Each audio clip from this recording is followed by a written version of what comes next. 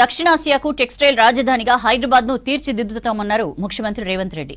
తెలంగాణ రైజింగ్లో పారిశ్రామికవేత్తలు భాగస్వాములు కావాలని పిలుపునిచ్చారు. టెక్స్టైల్స్ కేవలం పరిశ్రమ కాదని నేతన్నలకు జీవితమని చెప్పారు.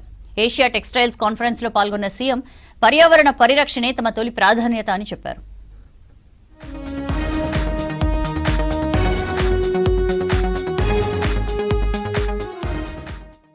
తెలంగాణ రైజింగ్ లో పారిశ్రామికవేత్తల భాగస్వాములు కావాలని పిలుపునిచ్చారు ముఖ్యమంత్రి రేవంత్ రెడ్డి. హైదరాబాద్ హెచ్ఐసిసిలో నిర్వహిస్తున్న ఆసియా టెక్స్టైల్ కాన్ఫరెన్స్ లో రేవంత్ రెడ్డి పాల్గొన్నారు. ఉత్తమ వస్త్రాల రూపకల్పనలో భారత్ కు గొప్ప చరిత్ర ఉందని చెప్పారు.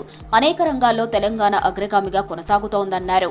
దక్షిణాసియాకు టెక్స్టైల్ రాజధానిగా హైదరాబాద్ ను మార్చుతామని చెప్పారు CM. There are historic reasons why Telangana is a leader in textile. We are one of the largest producers of cotton in India. Our cotton is known globally for quality and richness. We have established Kakatiya Mega Textile Park at Warangal, a world-class destination. By 2047, we will transform Telangana into textile capital of South Asia. Textiles కేవలం పరిశ్రమే కాదు, చేనేతలకు జీవితం అన్నారు రేవంత్ రెడ్డి. ప్రపంచంలోనే film production destination గా హైదరాబాద్ మారిందని చెప్పారు. చిత్ర పరిశ్రమను ప్రోత్సహిస్తున్నామన్నారు.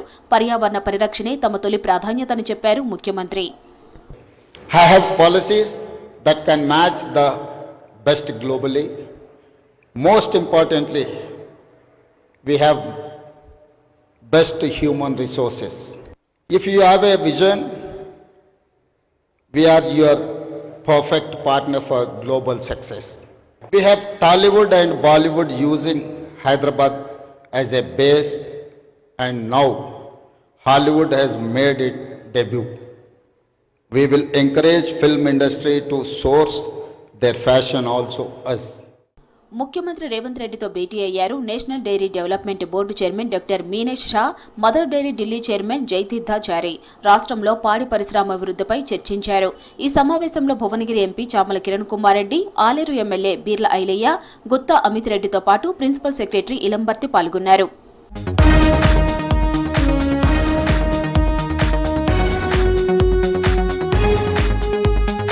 మాదాపూర్ తుమ్మిడికుంట చెరువును పరిశీలించారు ముఖ్యమంత్రి రేవంత్ రెడ్డి. హైటెక్స్ లో జరిగిన టెక్స్టైల్ సదస్సు నుంచి తిరిగి వస్తుండగా చెరువును సందర్శించారు.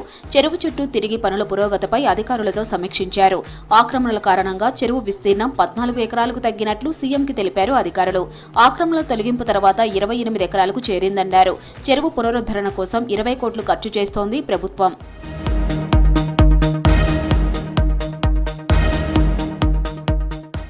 గ్రూప్ 1 ఉద్యోగ నియామకాల విషయంలో సుప్రీంకోర్టు తీర్పును స్వాగతించారు సీఎం రేవంత్ రెడ్డి. ఇది ఉద్యోగ నియామకాల పట్ల తమ ప్రభుత్వ పారదర్శకతకు చిత్తశుద్ధికే గుర్తింపుగా భావిస్తున్నానన్నారు.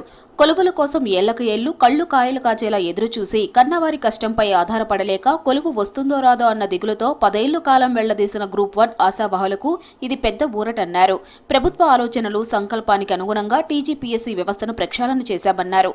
అత్యంత పారదర్శకంగా ఈ నియామకాలను పూర్తి చేసిన టీజీపీఎస్సీ చైర్మన్, ఉద్యోగులు, సిబ్బందికి ప్రత్యేక అభినందనలు తెలిపారు సీఎం రేవంత్.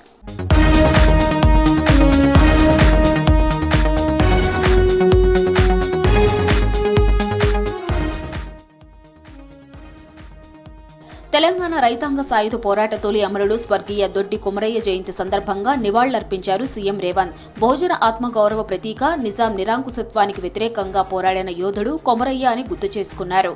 సమానత్వం, న్యాయం కోసం పోరాడిన దొడ్డి కొమరయ్యను స్ఫూర్తిగా తీసుకుని అణగారిన వర్గాల అభ్యున్నతి, సమాన హక్కుల కోసం అందరం కృషి చేయాలని పిలుపునిచ్చారు సీఎం.